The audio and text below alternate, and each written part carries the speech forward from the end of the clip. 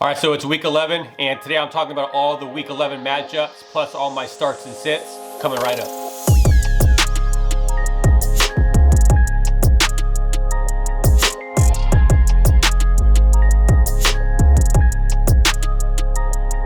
And what is up, everyone? You're listening to the Gridiron Fantasy Football podcast for Friday, November 20th, 2020. And I'm Chip, and I'm your host, and thank you so much for listening today. If you're a new listener, thank you so much for joining us as well. If you'd like to share our podcast, you can find us over on Apple and Google Podcasts, Spotify, Stitcher, iHeartRadio, and Amazon Music. If you'd like to watch us, you can watch us over on YouTube at Gridiron Fantasy Football. So please subscribe, hit the bell so you don't miss any more episodes, help support the show. And on today's episode, we're going to talk about all of the Week 11 matchups and all of my starts and sits for Week 11. But before I do that, I know a lot of people know, like a lot of the listeners know that I dropped this podcast early Friday, and there's been some technical difficulties and a lot of things that was hindering me from being able to upload this podcast. So it's super late that this podcast is dropping, but it was kind of a good thing because there was so much news that took place that happened after I recorded this podcast initially that it would have been very outdated before when you listen to it. So the good thing is that there was so much stuff that took place with the whole Drew Brees going on IR, Taysom Hill or Jameis Winston being the starter, and then it came out that Taysom Hill was going to be the one who would start, but then a couple hours later said that it's possible that he's more favored to start. So there's been this back and forth on what's really going on in New Orleans. And then we get the news, we have DeAndre Swift being, out for the week due to, not be able to come out of the concussion protocol. We saw that Kenny Galladay was going to be out. We saw that Joe Mixon was out. So when I do these podcasts, I want to give you the most current information. I'd rather my podcast be late coming out and accurate than being outdated by the time you listen to it. So I know that sometimes, I know for me, I like to see the podcast consistently come out really early on Friday because it gives you the whole, all Friday, all Saturday to listen to the podcast, see the starts and sits, and kind of listen to my analysis on that. And I felt like it was doing you a disservice that I would had outdated information. So here it is now. That the information is as current as I can possibly make it, based on everything that went on today. So I just wanted to make sure that I use that disclaimer because I want to make sure that you guys know that I didn't forget about the podcast. There's a lot of things that were taking place, and then all the news that was taking place as well that would have caused things to be a little bit inaccurate. So thanks for bearing with me and listening to the podcast today or watching it on YouTube. I really appreciate that. But with that being the case, let's go into all the matchups for Week 11.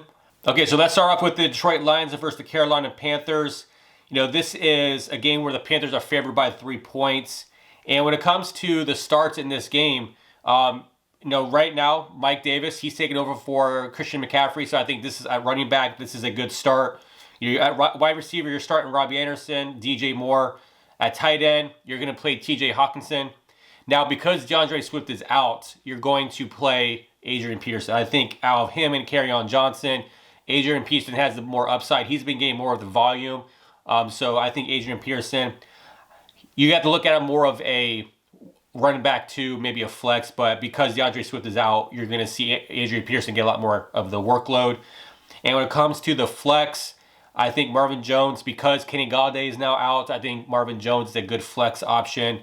And I still think you ride with Curtis Samuel. I think that because Christian McCaffrey is out, I think Curtis Samuel gets used more as a gadget player where he'll be getting some rushes. He'll play the slot. So I think that Curtis Samuel becomes a decent play. And with this game, I have Matthew Stafford as a boom bust because he is injured, and then he's going to be missing Kenny Galladay again. I don't like that combination. I don't like the combination of someone being hurt, especially in his throwing hand, and then not having all of his weapons, missing DeAndre Swift and Kenny Galladay. I do think that Matthew Stafford is a kind of a risky play this week. And then same thing with Teddy Bridgewater. We don't know if Teddy Bridgewater is going to be active for Week 11. So that means that P.J. Walker could start. So these are two quarterbacks I'm probably going to be shying away from because of the limited upside that these players have due to injury. So with that being the case, that's pretty much everything for that game. Then moving on to the Philadelphia Eagles versus the Cleveland Browns. Now this is an over-under of 45.5, and the Browns are actually favored by 3 points. Usually when you're the home team, you're going to be favored by 3 points. In this game, you're starting Miles Sanders. You're starting Nick Chubb, Kareem Hunt. At tight end, you're going to start both Dallas Goedert and Austin Hooper. I'm sitting both Carson Wentz and Baker Mayfield. I thought, when Carson Wentz got Jalen Reagor back, Alshon Jeffrey, Miles Sanders, that this offense would be a little more in tune. And I'm sitting Carson Wentz until I see something that makes me feel more comfortable that he's going to actually be a viable starter going forward. So I think Carson Wentz is to sit. Baker Mayfield, this is a run-heavy offense. There's no mistake in that. So I can't see Baker Mayfield having a fantasy relevant day. Now, obviously, I could be wrong. That's what happens. Sometimes you look at probability and statistics, and you look at what matchup makes sense. And Baker Mayfield, I just don't think he's shown enough for me to want to start him. And then when it comes to the flex, I think Jarvis Landry, that's he's the number one wide receiver right now. So obviously, you want to play somebody who's going to get the targets. And I think I like Jalen Reagor. I think Jalen Reagor has consistently gotten targets since he came back from his injury. And I think right now he's the number one in that offense. And I think that causes Travis Fulgham to be more of a boom bust because he only had one catch last week. So I think Jalen Reagor actually is a pretty safe flex play this week. So I think that is something that we're gonna see Jalen Reagor start to become this guy that he's a late bloomer because he was injured. So I do think that he becomes a pretty viable option at wide receiver going forward. Hopefully you're able to pick him up in your leagues. And now moving on to the New England Patriots versus the Houston Texans. This is an over-under 48 points, and the Patriots are actually favored by 2 points. That's a really interesting line. But, the Patriots are, they're the Patriots. They're well coached. They find ways to win. And, Bill Belichick is very good on taking out the best players to help kind of make that offense one-dimensional. So you definitely can see some of that happening here. But when it comes to fantasy starters, you're starting Deshaun Watson. I think Cam Newton's a decent play. Duke Johnson, there was a chance that he was not going to play due to illness. He's going to play. Damian Harris, I look at him as more of an RB2, but you can play him. Will Fuller, Jacoby Myers, Brandon Cook, those are all guys that you can play as well. When it comes to players that you're sitting, you're not going to play any tight end in this game. There's really no fancy relevant tight ends in this game. And when it comes to the flex, I think Rex Burkhead, he's definitely shown enough in the last few weeks that he's being utilized a lot. And a lot of that was, the running backs, Damian Harris is obviously the starter, but they're using Rex Burkhead a lot more than James White, which was very interesting. So I think that Rex Burkhead definitely could be in flex considerations. And in this game, I don't have any boom bust candidates. I think you pretty much can start your normal starters and then take a chance on Rex Burkhead if you really need that high risk, high reward type of flyer this week. And then moving on to the Pittsburgh Steelers versus the Jacksonville Jaguars. This is an over-under of 47.5. The Steelers are favored by 10 points. I think that you can start pretty much anybody on the Pittsburgh Steelers offense. That's including Big Ben, James Conner. All the Steelers wide receivers, I think all of them, just like last week, are all viable options. And then Eric Ebron at tight end is a very, decent play this week. And pretty much the only starter, must start on the Jags is James Robinson. He was cleared to play. He's not on the injury report anymore. But this is a tough matchup. James Robinson is a guy that has been doing very well. However, this is a very tough matchup for him. I'm actually benching him in my league, but my running backs in my league are Alvin Kamara, Dalvin Cook, and Miles Sanders. So I usually flip out James Robinson and Miles Sanders based on matchup. So I'm very rich at the running back position, so I can do that. But if you have James Robinson and he's your RB2, or maybe your RB1, you're going to play him. You have to play him. But only if you have the option to sit him, then I understand that. But you better have a better option than James Robinson if you're benching him. And you're sitting Jake Luton. You can't play this guy against this Pittsburgh Steelers defense. When it comes to the flex, this one's kind of borderline for me. I have DJ Chark here. He definitely is still the number one on the Jags, but Keelan Cole he's inching closer to being targeted a lot more. And I think that Laviska Shenault is out again this week.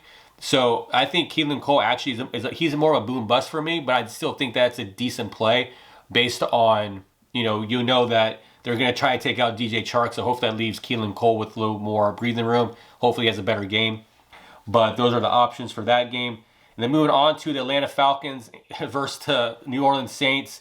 This is a over-under of 51 points, and this is a 5-point favorite for the New Orleans Saints. And honestly, this has been really confusing, and this is why I'm glad I waited to do this podcast, because you're going to start Matt Ryan, obviously.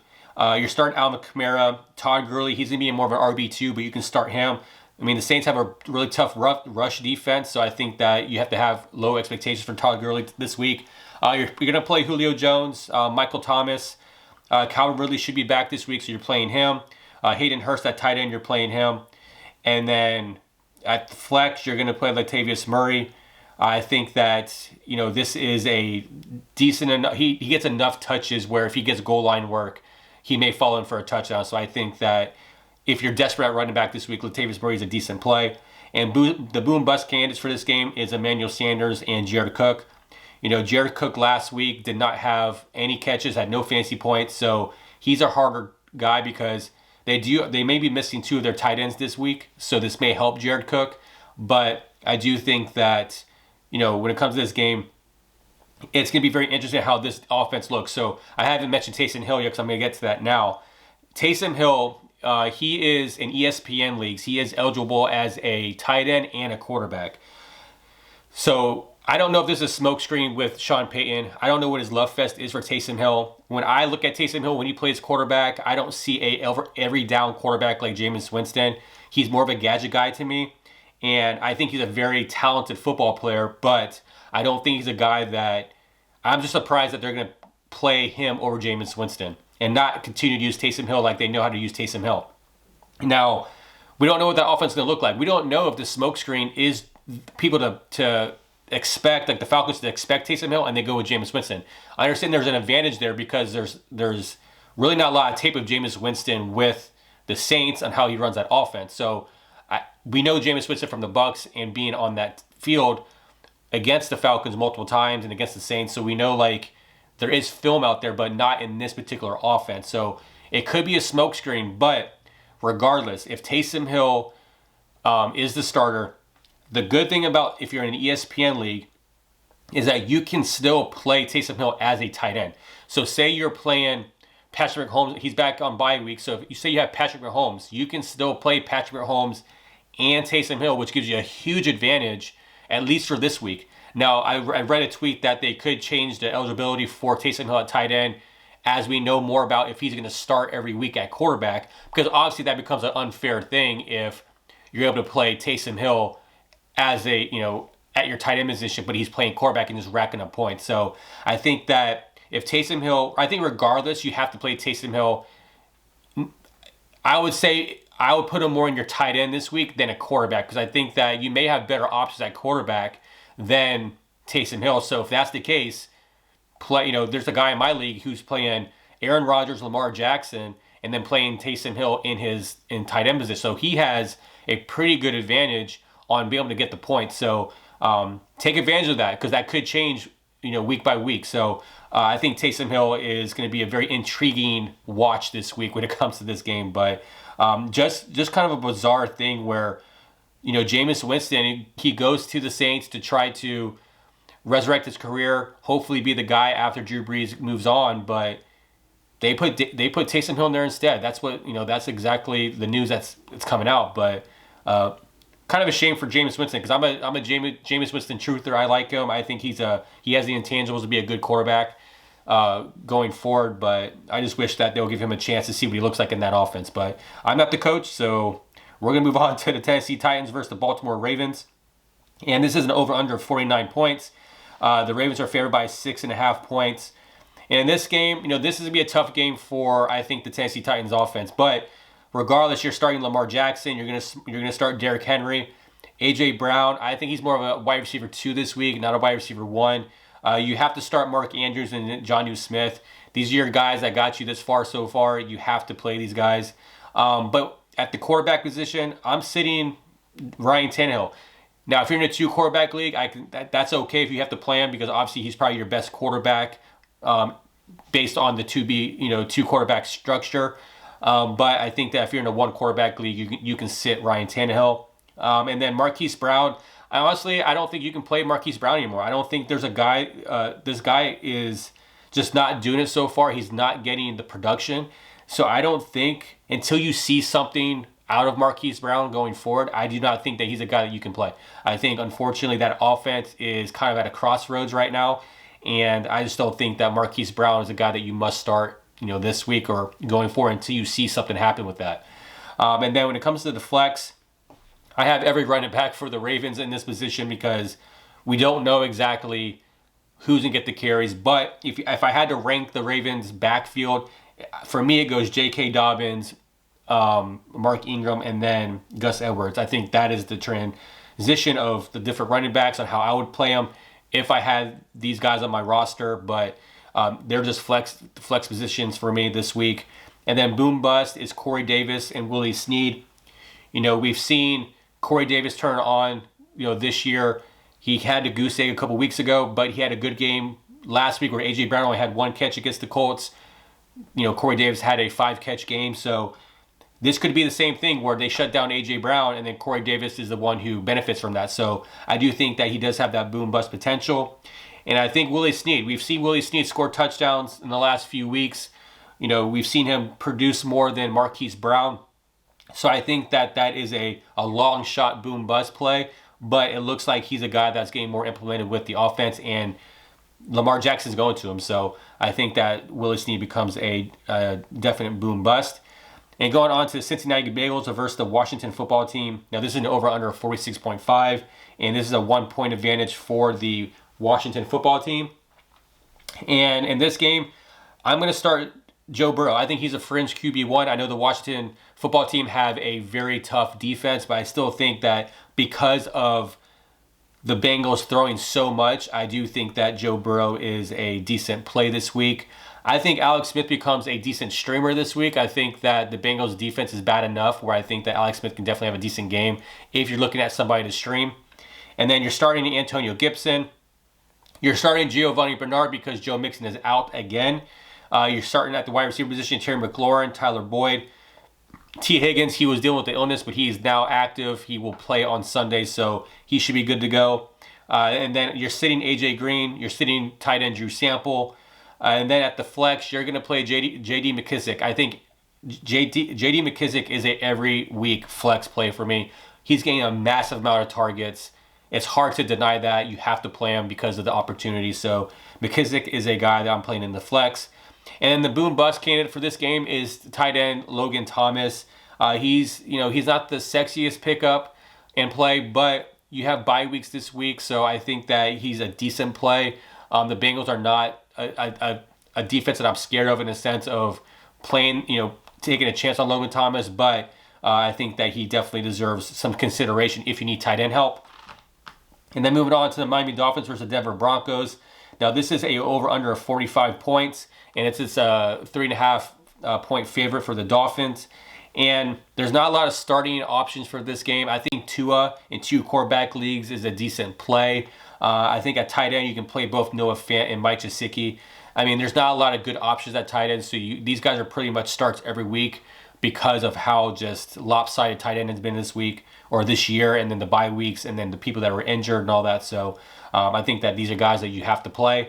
You're sitting Drew Lock. I don't trust Drew Lock against this defense. The Miami Dolphins have a good defense. He's not playing 100%, so Drew Lock is a sit for me. At the flex position, I did have Salvin Ahmed here, but Matt Breida will play. So I believe Matt Breida will be the starter and get the majority of the work. So I think that regardless, I think these two could have flex appeal. But, if I had to choose, I think I'm going to lean more towards Matt Breida than Ahmed. So just something that you may have to make the decision about when it comes to Sunday. And then Devontae Parker, I think, is a decent flex. I think Jerry Jeudy, he's the number one right now. Not the sexiest matchup. I think he can struggle against this Miami defense because Drew Lock is not 100%. So I think that have low expectations for Jerry Jeudy. Boom bust. I have Melvin Gordon and Philip Lindsay here. I just think that these guys are just not becoming playable options. I think it's hard because they're just not producing. Now, they will, like Philip Lindsay has broken off for a touchdown here and there on a long run, but there just hasn't been consistent fantasy production. So I think that if you have a better option at running back, I think that you can definitely sit Melvin Gordon and Philip Lindsay, but I get if you have to play him. And I think Tim Patrick's a boom bust for me. I just don't like this matchup at all. I just think that the Dolphins are too strong of a defense, and Drew Lock is just not 100%. So I think that you can definitely sit Tim Patrick. And then going on to the New York Jets versus the Los Angeles Chargers.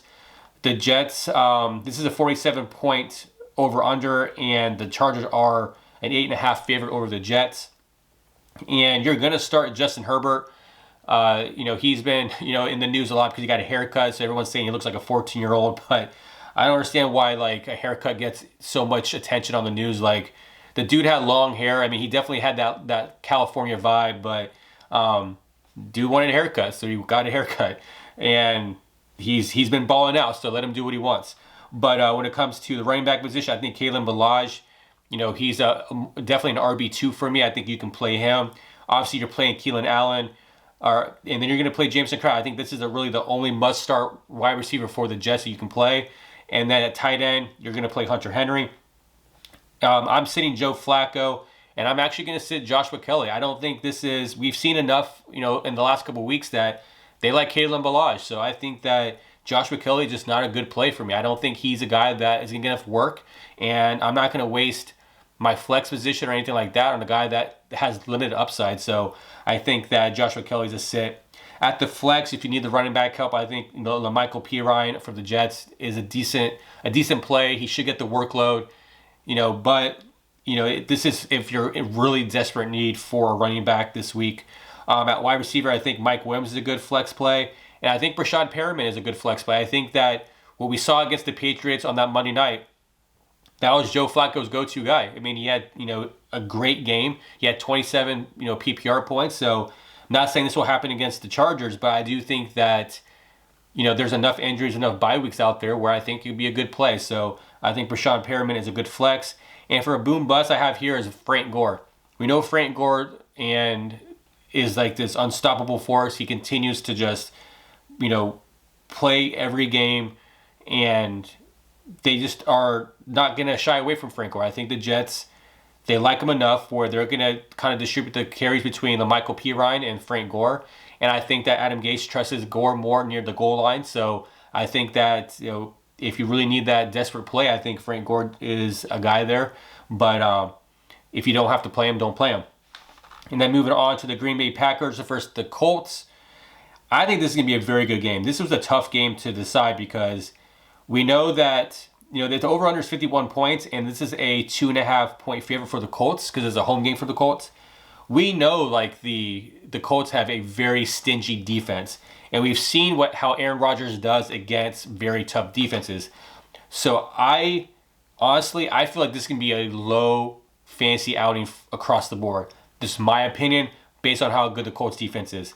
I mean, but you have to start Aaron Rodgers. You have to start Aaron Jones. And I think, honestly, on the Colts side of the ball, a must-start is Nyheim Hines. I think, especially in the flex or as an RB2, because he's being used so much, I think that you can play Nyheim Hines. And you're sitting Phillip Rivers unless you're in a 2-quarterback league. And I think Robert Tonyan, he's kind of borderline for me. I know if you need tight end help, I think he's a guy you can play. But I'm looking elsewhere to see if there's a better matchup for me out there. And then at the flex, I have Jonathan Taylor here. Something's up. I'm not sure exactly what's going on with Jonathan Taylor. I'm not sure why he's just not being used as much. I've been trying to look for injury news, and I'm not really finding anything that would keep him from gaining the workload that he's getting. But he's definitely a flex play. And then Michael Pittman, I think Michael Pittman has now become the number one target for Phillip Rivers. I think he has some decent appeal at the flex. When it comes to a boom bust, I think obviously Jamal Williams, they like a timeshare there, so I think that Jamal Williams definitely could have a decent, maybe play here and there. That will give you some good flex, some appeal there when it comes to if you have to put him in the flex or whatnot. And then T.Y. Hilton for me, I'm off the T.Y. Hilton train right now. I think that I need to see something from him, and we've been saying that for weeks now. So I think that if I can sit T.Y. Hilton, I'm going to. Now with Devontae Adams, so Devontae Adams is obviously a must start here. I hadn't mentioned him yet because, I want to get down to like Marquez Valdes-Scantling and Allen Lazard. So Allen Lazard should be back. So this is going to be very interesting on how this plays out. Devontae Adams almost didn't play because of an injury he was dealing with. Looks like he's good to go. So if you had picked up Marquez Valdes-Scantling or Allen Lazard, I think that's going to cause some low expectation. You should have low expectation of that because I don't think that we're going to see full production of what it will be like with Devontae Adams out. But like I said, the culture is such a tough defense. Like this is a hard game to analyze because of the Colts. So I do think that if you have them, you play them to see what happens. But you definitely playing Devontae Adams, and I think that this may be the week that Marquez Valdes-Scantling disappoints you. So, all right, so let's move on to the Dallas Cowboys versus Minnesota Vikings. This is an over-under 48 points, and this is a 7-point favorite for the Vikings. I think that Kirk Cousins is a decent start. I think the Cowboys defense is bad enough where you can play Kirk Cousins. I think you can play Dalvin Cook, Ezekiel Elliott, Adam Thielen, Justin Jefferson. I think you can play Amari Cooper. Dalton Schultz is a decent play for me. I think that with Andy Dalton coming back, I do think that, we saw how he distributed the ball evenly amongst all of his wide receivers and tight ends. So I think that because of the matchup, Dalton Schultz is a decent play. I am going to say Andy Dalton. I want to see what he looks like.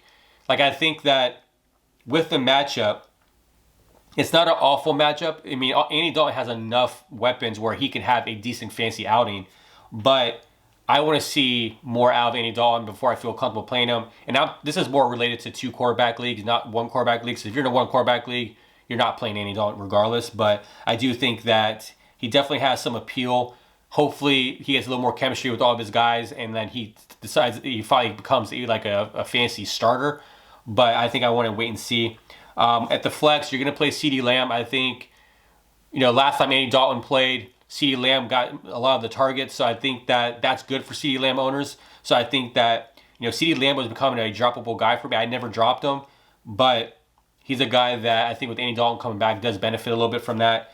When it comes to boom bust, I think Tony Pollard, obviously this is a boom bust for me because we don't know, how they're going to utilize Zeke and whatnot. Sometimes, he's involved enough in the offense that he could vulture a touchdown from Zeke. So that's only if you really need the running back help.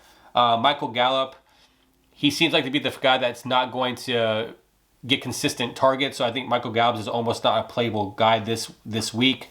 And Kyle Rudolph, right? So Kyle Rudolph benefited from Irv Smith Jr. being out. So all depending on who's going to be active this week. If Irv Smith Jr. is not going to play, then I think Kyle Rudolph definitely has a decent appeal just because he did well from a PPR standpoint on Monday night. So it all depends on how that plays out. And then going on to the Chiefs versus the Raiders. Now we know that in this game, the first game of the year, the Raiders beat the Chiefs. And right now the over-under is 56.5. And they have the Chiefs as a 6.5 point favorite. Obviously you're starting Patrick Mahomes. I think Derek Carr is a decent play this week. I think he had a good game against them last time. Now this is a home game for Las Vegas. So I do think that, Derek Carr has enough around him where he can have a decent outing. You're playing Josh Jacobs. You're going to play Clyde Edwards-Helaire. He's good to go. I know there's some reports out there saying that because he has an illness, he may not be able to play, but he's good to go. Obviously, you're playing Tyreek Hill. You're playing Travis Kelce. You're playing Darren Waller. Now, when it comes to players, I'm sitting Henry Ruggs and I'm sitting Nelson Aguilar. These guys are too volatile for me. They don't get enough volume for me to want to feel comfortable playing them, so I'm not playing these guys. Le'Veon Bell, he does have some flex appeal. Now, is Clyde Edwards-Helaire completely over his illness? We don't know, but Le'Veon Bell definitely does have flex appeal because he is Le'Veon Bell and he's on this high-powered offense. And when it comes to boom bust, I have Devontae Booker and Sammy Watkins on this list. Looks like Sammy Watkins could play this week, so any player that's not Tyreek Hill or Travis Kelce on the Chiefs, they're boom bust for me because they definitely can score they can have one catch for 60 yards and a touchdown and you have a good fantasy outing. So this is why Sammy Watkins is in that category. And Devontae Booker, he is the backup to Josh Jacobs. Last week they both had 2 touchdowns, so I can't imagine because of how high powered the Chiefs are, I can't imagine that they're going to be able to run the ball successfully because they're going to have to come from behind. That's my thoughts about this. So I think that Devontae Booker is a guy that was probably picked up on waivers this week, but not a guy that you can really feel like you can play. He's more of a handcuff just in case Josh Jacobs does not finish the season healthy. And then moving on to the Monday Night Football game, we got the Rams versus the Bucks. The Bucks are favored by 4 points, and this is an over-under of 48.5. The Rams defense has been playing pretty well. I mean, they shut down the Seahawks last week, and for me, I think that people are kind of maybe underestimating this game. Now, I know that you have to play Tom Brady. I think Tom Brady definitely has some appeal.